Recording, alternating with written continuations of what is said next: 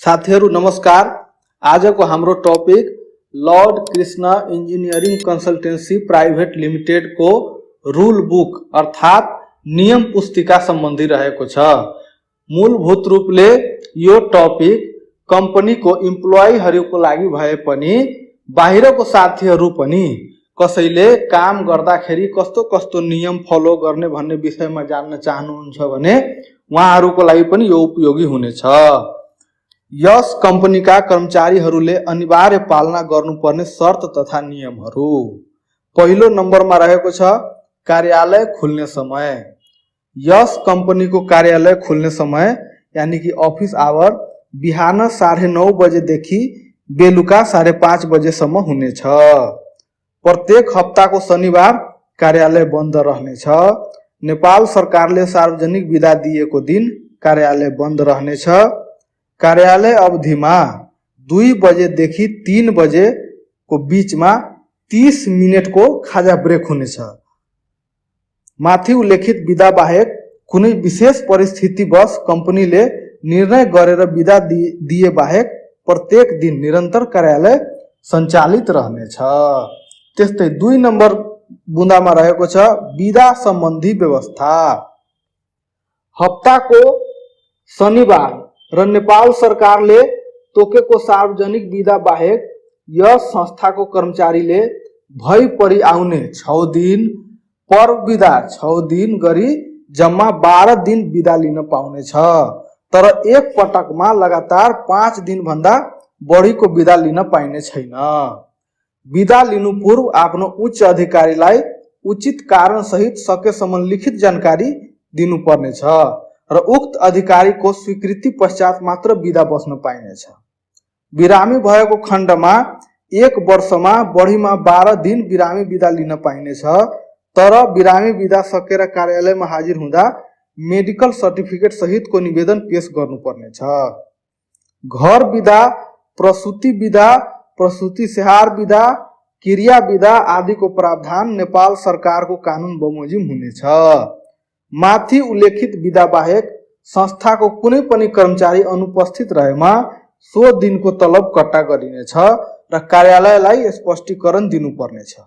स्पष्टीकरणको आधारमा कम्पनीको कोर कमिटीले नेपालको प्रचलित कानुन बमोजिम सो कर्मचारीको सेवा अवधि अस्थायी वा स्थायी रूपमा बर्खास्त गर्ने निर्णय लिन सक्नेछ। त्यस्तै बुँदा नम्बर 3 मा ओभर टाइम यानी कि अतिरिक्त कार्य सम्बन्धी व्यवस्था रहेको छ। यस संस्थामा काम गर्ने कर्मचारीले कार्यालयले तोकेको समयभन्दा बढी एक दिनमा बढीमा 3 घण्टा र 1 महिनाको बढीमा कुल 36 घण्टा ओभर टाइम ड्युटी अतिरिक्त समय कार्य गर्न पाउनेछ। अतिरिक्त कार्य गरे बापत सोको मूल्याङ्कनको आधारमा अतिरिक्त भुक्तान गरिनेछ। त्यस्तै बुँदा नम्बर 4 मा तालिम र भेला सम्बन्धी व्यवस्था रहेको छ। यस संस्थाले सिप अभिवृद्धि, कार्य सम्पादन, सफ्टवेयर आदिको तालिम सञ्चालन गर्दा संस्थाले तोकेको कर्मचारीको अनिवार्य उपस्थित हुनुपर्नेछ। यस संस्थाले भेला बोलाउँदा संस्थाले तोकेको कर्मचारीको अनिवार्य उपस्थित हुनुपर्नेछ। कुनै विशेष कारणवश तालिम अथवा भेलामा उपस्थित हुन नसक्ने अवस्थामा लिखित वा मौखिक चिठी, इमेल, टेलिफोन वा भौतिक उपस्थित भई जानकारी आफ्नो उच्च अधिकारीलाई दिनुपर्नेछ। त्यस्तै बुँदा नम्बर 5 मा गोपनीयता सम्बन्धी व्यवस्था रहेको छ। यस संस्थाको कर्मचारीले आफ्नो सेवा अवधिमा कम्पनी र कार्य सम्बन्धी पाएको गोपनीय जानकारी व्यक्तिगत मुनाफा वा अन्य कुनै व्यक्तिको मुनाफाका लागि साझा गर्ने छैन। गोपनीय जानकारीहरू जस्तै संस्था सञ्चालन सम्बन्धी जानकारी, संस्थाको आर्थिक अवस्था, संस्थाको सम्पत्ति, हार्डवेयर, सफ्टवेयर, ग्राहकको सूची र विवरण, मूल्य सम्बन्धी जानकारी, संस्थाको संरचना, कार्यप्रणाली र अन्य व्यापार सम्बन्धी गोप्य कुराहरू भविष्यमा संस्थाले योजना बनाएका कार्यक्रमहरूको जानकारी आदि साझा गर्ने छैन। कुनै पनि ऋणीको जानकारी, ऋणको विवरण, निजको सम्पत्तिको अवस्था सो बैंक बाहेक अन्य कुनै व्यक्ति अथवा अन्य बैंकलाई साझा गर्ने छैन।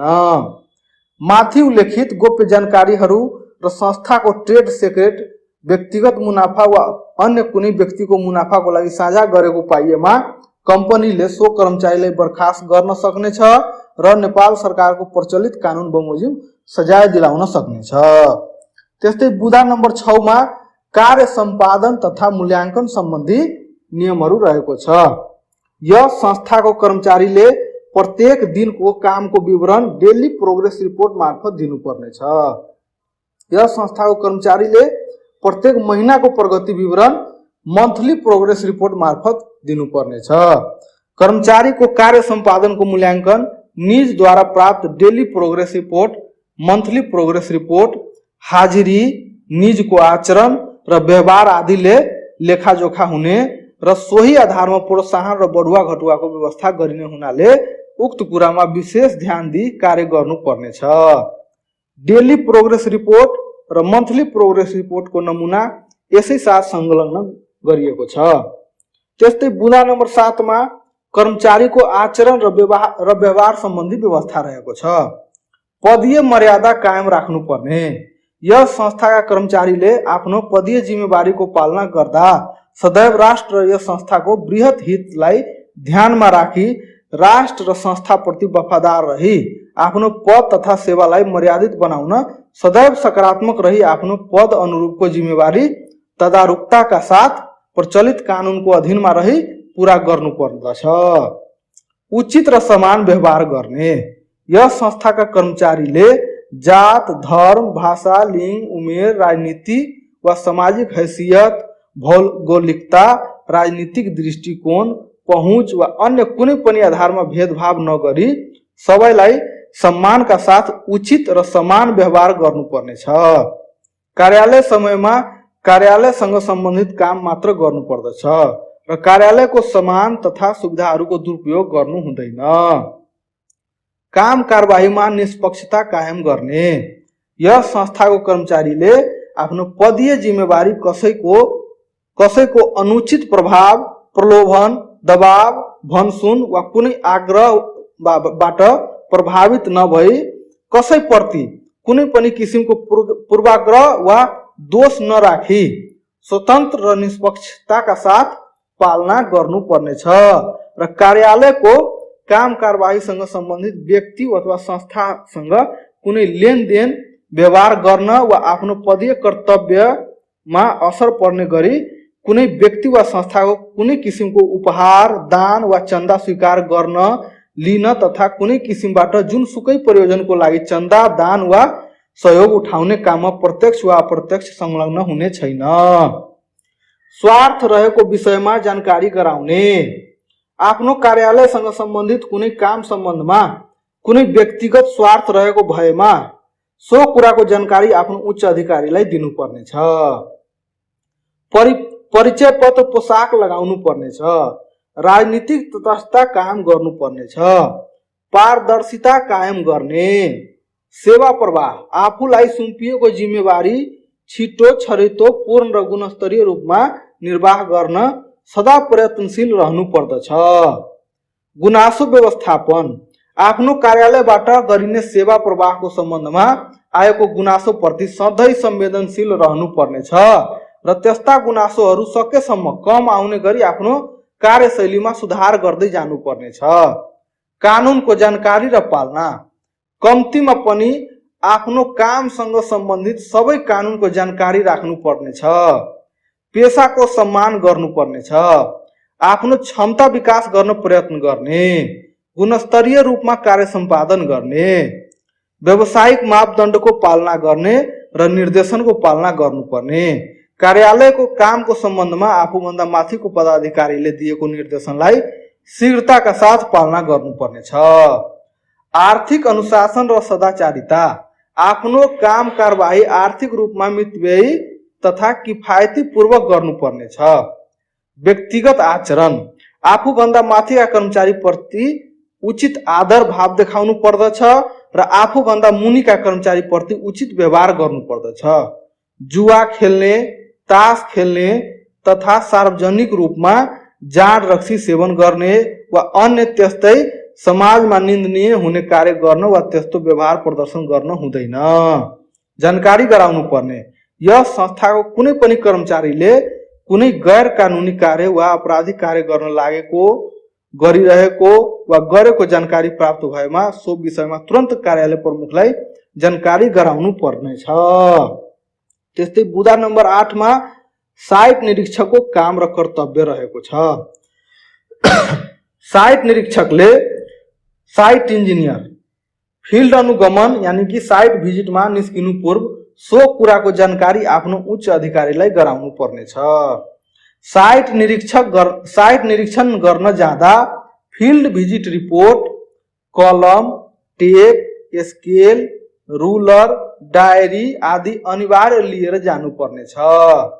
जग्गा प्रमाणीकरण यानी प्लॉट भेरिफिकेसन र मूल्य निर्धारण यानी मार्केट रेट भेरिफिकेसन को संपूर्ण जिम्मेवारी साइट निरीक्षकमा निहित हुने भएकोले जग्गा प्रमाणीकरण र मूल्य निर्धारण गर्दा त्यसका आधारहरू नछुटाई धैर्यता र एकाग्रता पूर्वक काम गर्नु पर्दछ। यस नियम पुस्तिका सँगै रहेको जग्गा प्रमाणीकरण र मूल्य निर्धारणका न्यूनतम मापदण्ड एकचोटि राम्ररी पढेर बुझेर मात्रै साइट निरीक्षणमा जानु पर्दछ। मूल्याङ्कन गरिने जग्गा र छर छिमेकको जग्गाहरूको लम्बाई, चौडाई, रिफरेन्स पोइन्ट आदि नाप्नलाई लजाउनु हुँदैन।